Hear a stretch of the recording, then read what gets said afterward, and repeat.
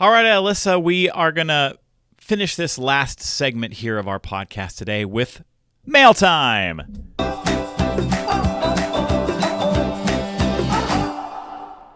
Such a catchy little ditty. It is. We have an email from a listener. This is an email that we got from Jackie to our bossbetternow@gmail.com account. And she says, "Hi, Joe and Alyssa. I hope you can help me. I was raised in rural Ohio and part of a generation that believed in really, quote, earning, unquote, a living.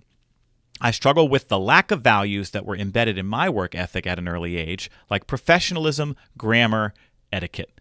What advice do you have for someone that supervises a staff that sounds more ghetto than professional and has little sense of manners and propriety?"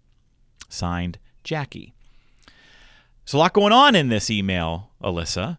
And Wow. I want to start by acknowledging where I think Jackie is coming from, which is Okay. a concern for quality, a belief that it's her job to create an environment in the workplace that is as high in quality and experience for customers as possible.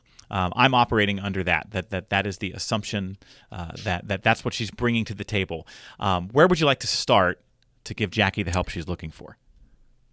Well, so Jackie, I really identify with what you're talking about in terms of how you grew up because I grew up that way too. Very conservative, small town mentality. I mean, I graduated with a class of 36 kids. Uh, That's tiny. I went, me being in Pittsburgh is like the big city, me having a title of any kind, she's the business girl, she's the businesswoman. Um, so I get it. I get what you're saying. I do have a little bit of a reaction though to that whole ghetto term that brings up some other things. I'll leave that where it is. But I think that when I think about how I want to make sure you're looking at the situation, Jackie, is number one, we talked about in the first segment about the values lens, right? About is it part of your values, right? And I think that this is something that we need to examine in this situation is are the words is the language and how it's spoken um, your reaction to it based upon your values of how you were raised and now how you see yourself as a professional and what is professional. And so you are now more acutely aware of what it means to be professional and what is deemed professional. So it strikes you in a deeper way and it means more to you than it might mean to Mm. anyone else, including your customer. That's dangerous, Um, isn't it? it is. Mm-hmm. So be aware of your own values lens is my first consideration. My Can second I, one let me is, can I jump oh yeah, on that just for a quick second, Alyssa? Because when you go go on to for the it. second Yeah, thing, I yeah. don't want to lose this first thing. Because if this is the language that we use to talk about this with our team, they will experience it as a judgment, as a character defect, right? If Yep. you if you assert that my generation really believed in earning a living, what you're saying is that mine doesn't.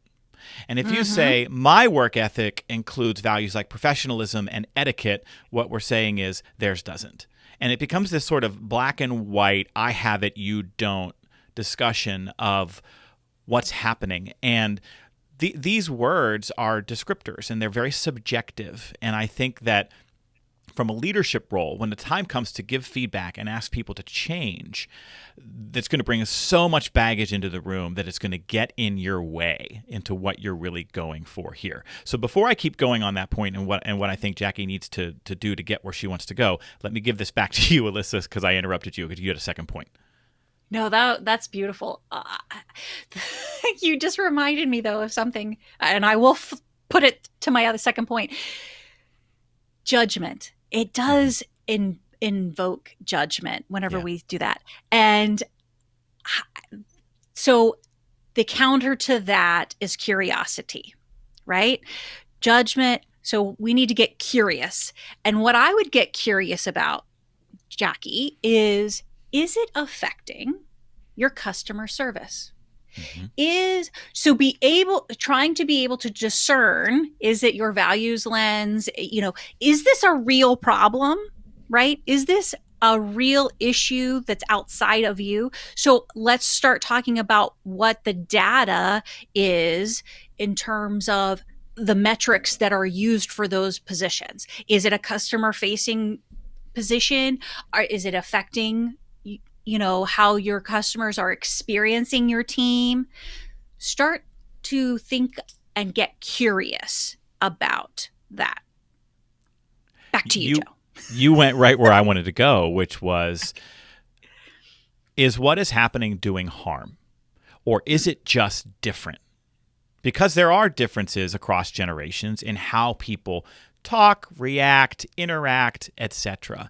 And before we judge it as a problem or judge it as less than, we have to run it through that same lens that you just brought up, Alyssa, which is it a problem? Is it doing harm? Because this exact question could come from a team that really just has people from a lot of different walks of life, whose cultures and experiences and formative years result in them showing up in some different ways that aren't doing harm. And what we would have to do for this particular leader is look inward and say, why is this bothering me? And how can I adapt because it's not doing harm? How can I become more tolerant and more accepting? Or this exact email could come from someone where the staff behavior is a train wreck, and people are delivering horrible customer service. And so in that case, that question about, is this doing harm, is a great starting point. And then what has to happen next, I think, is moving away from subjective descriptors like professionalism and work ethic to specific behaviors. What are people saying and doing that is a problem? Are they rolling their eyes at customers? Are they talking about customers in the hallways, in earshot of other people? Are they slamming the phone down when they get a difficult phone call? Those aren't subjective adjectives. Those are specific things we can observe. And so if there are harmful behaviors happening where you work, Jackie, my advice would be sit down and write them out. Write down every behavior that is troubling you, and then go back through that list and cross out the ones that might be squishy, might be a little bit subjective. Pick the 2 or 3 things that you think are the most clear, objective, problematic things that need to be solved, and then use that language. Talk about them. Don't talk about professionalism. Talk about affect when customers walk into the office, what's happening on my face, in the volume of my voice. If there are specific turns of phrase that are a problem that your staff use, then name those. Don't just talk about professionalism as a generic thing. Break it down into these smaller bite-sized behavioral standards that you can then measure people against. Beautiful, tactical, strategic advice. Excellent. I've got Thank you. one more thing, and it's actually where you said you're going to leave the word ghetto where it's at. I'm not. So Okay, I'm just going to give Jackie a friendly piece of advice. That word brings a lot of baggage into the room too. It's a pejorative term with complex connotations around poverty, around race, around education, around socioeconomic status. As a leader, I would avoid using that word for those reasons. You've got a lot here that you're trying to achieve, Jackie. I think you're trying to do it for the right reasons. Let's not use language that can get in the way of that. So I would eliminate that word from your vernacular in the workplace. I think that might be helpful.